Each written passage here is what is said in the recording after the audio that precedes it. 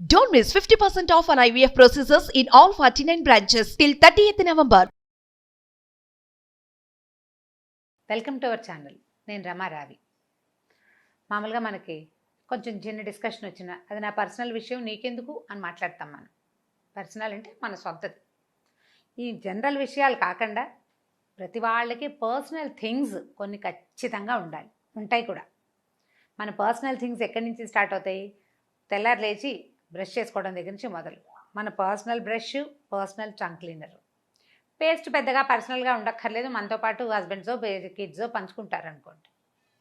Face towels, మొహం తుడుచుకునే తువ్వాళ్ళు, అవి కూడా సొంతంగా ఉంచుకోవాలండి. ఒకవేళ ఉంచుకోకపోతే అలవాటు చేసుకోండి. దాంతోపాటు మన దువ్వెన్నలు, మనం వాడుకునే పౌడర్ పఫ్ఫులు, మనం వాడుకునే మేకప్ తాలూకు స్పాంజెస్ ఒకవేళ అలవాటు ఉంటే, వీటితో పాటు కాటుక, లిప్స్టిక్ లాంటివి కూడా తప్పకుండా పర్సనల్ థింగ్స్ ఉంచుకోవాలి.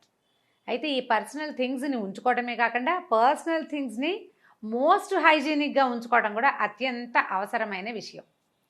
చాలామంది ఎంత మేకప్ చేస్తారో, ఎంత ఫ్రెష్గా కనపడతారో, ఎంత చక్కగా తయారవుతారో, టూత్ బ్రష్ మాత్రం మార్చరు.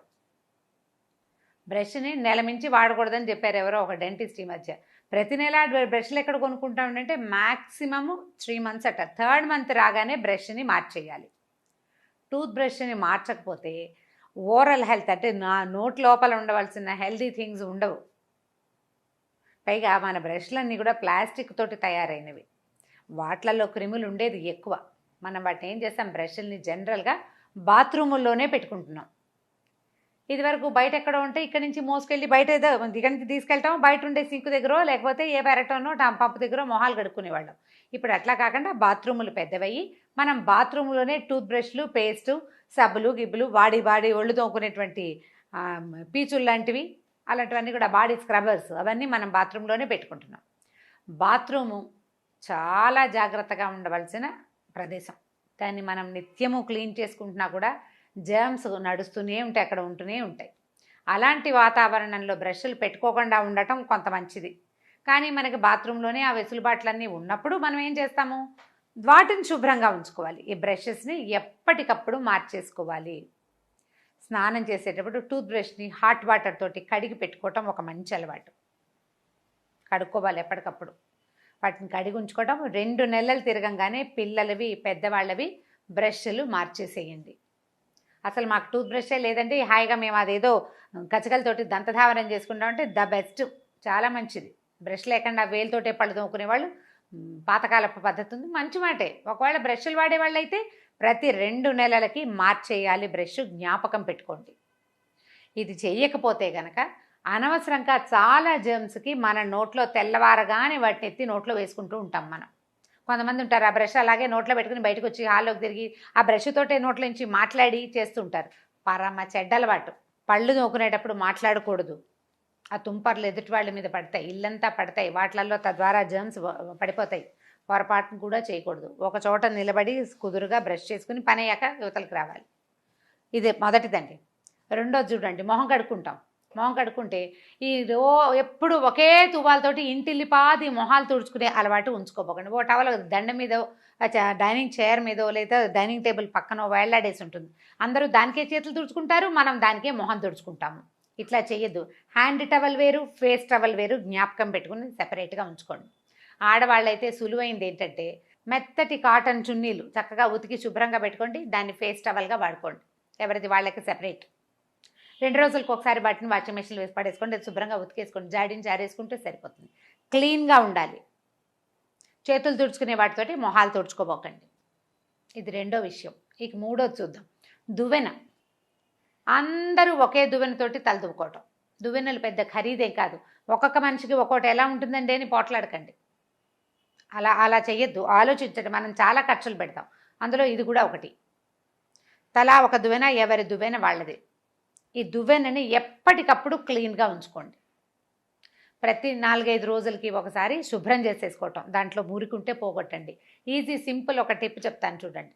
హాట్ వాటర్ తోటి మనం దీన్ని శుభ్రం చేసుకోవచ్చు. ఎలా అంటే ఈ మన వంట సోడా ఉంటుంది, ఒక స్పూన్ వంట సోడా, కొద్దిగా సోప్ లిక్విడ్ కానీ, గిన్నెలు తోముకునే లిక్విడ్స్ అయినా పనిచేస్తాయి, లేదా ఏదైనా రిన్ సోప్ లాంటిది కానీ ఏం చేయాలంటే ఒక మగ్గులో ఈ దువ్వెన్నెలు పడేయండి, దాంట్లో ఈ సోడాని, వంట సోడాని, 1 స్పూన్ వంట సోడాని, ఒక 1/2 స్పూన్ కంటే తక్కువ ఈ లిక్విడ్ సోపు, అది ఏదైనా హ్యాండ్ వాష్ కూడా పనిచేస్తుందండి, సోప్ ఏజెంట్ ఉంటుంది కదా, ఇది వేసేసి దువ్వెనలు అందులో పడేసి వేడి నీళ్లు పోసేయండి.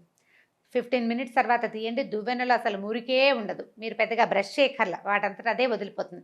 ఎక్కడైనా స్టబాన్గా ఉండే హెయిర్స్ కానీ ఏమైనా ఉండిపోతే ఒకసారి పాత ఓల్డ్ బ్రషెస్ ఈ పనికి పెట్టుకోండి, దాన్ని ఒకసారి బ్రష్ చేసి పెట్టుకోండి.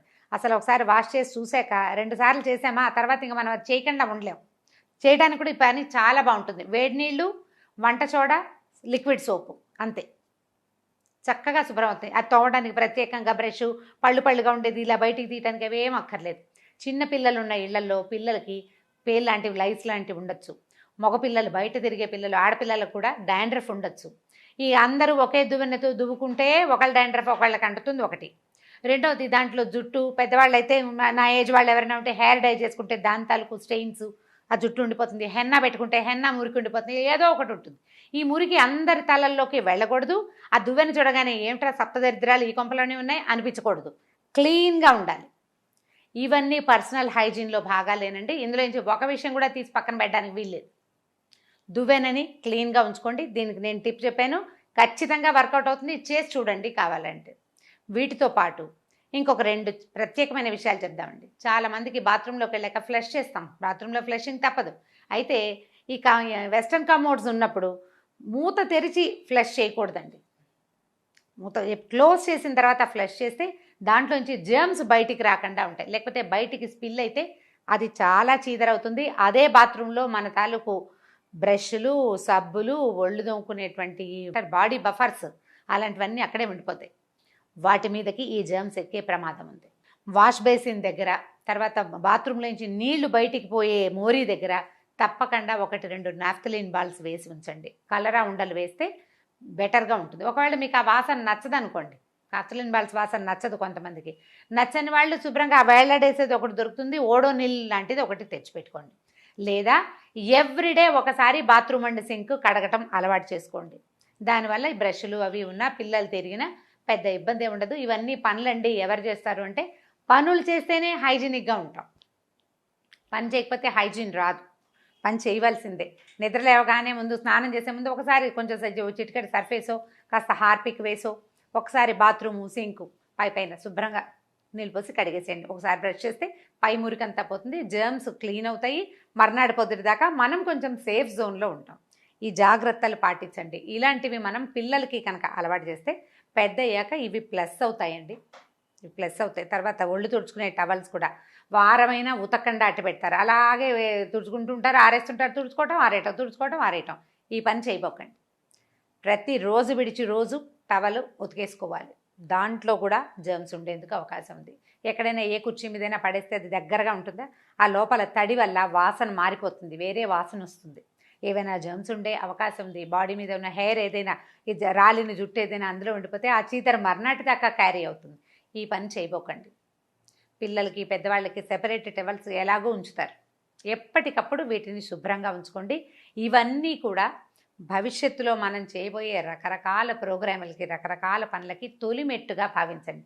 ఇలాంటి వాటిల్లో మనం జాగ్రత్తలు వహించే అలవాటు కనుక చేసుకుంటే మనం పెద్ద విషయాల్లో కూడా జాగ్రత్తగా ఉండే అవకాశం ఉంటుంది.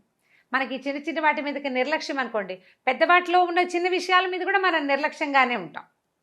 మళ్ళీ దీన్ని ఓసిడీగా భావించద్దండి. శుభ్రత వేరు, ఓసిడీ వేరు. నేను ఇప్పుడు చెప్పిన టిప్స్ కేవలం శుభ్రతకి మాత్రమే, పర్సనల్ హైజీన్ కోసము.